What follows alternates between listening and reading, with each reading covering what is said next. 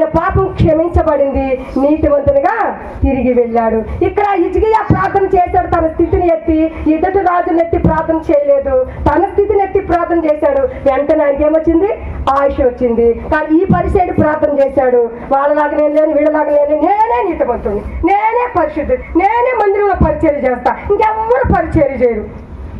ఏమైనా మందిరంలో అవసరం ఉంటే నేనే తెచ్చిస్తా కానుక, ఎవ్వరు ఇవ్వరు. ఇవ్వు నువ్వెంత ఇస్తే నీకు అంత ఆశీర్వాదం, నువ్వెంత చేస్తే నీకు అంత ఆశీర్వాదం, అవునా కదా? ఆమె ఇవ్వదు, నేనే ఇస్తున్నాను. ఆమె చేయదు, నేనే చేస్తున్నాను. తిన్నవాడికే కడుపు నిండిద్ది కానీ తిన్నవాడు కడుపు నిండిద్దా? చెప్పాలి ఏమ్మా? తిన్నవాడికే కడుపు నిండి, తిన్నవాడికి కడుపు నిండదు. అలాగే నువ్వు దేవుని సన్నిధికి అంత ఇచ్చిన ఆశీర్వాదం నీకే, ఇవ్వనాడికి ఉండదు. ఉంటుందా? మరి ఇంకెందుకు ఇస్తానే ఉంటుంది? మరి వాడిలాగా వాడు ఇవ్వడమ్మా నేనే ఇస్తున్నాను ఎందుకంటావు? ఈ పరిచయుడు వలె కలిసి వస్తే సుంకర్తో ప్రార్థన చేయడానికి, మరి సుంకర్లాగా నేను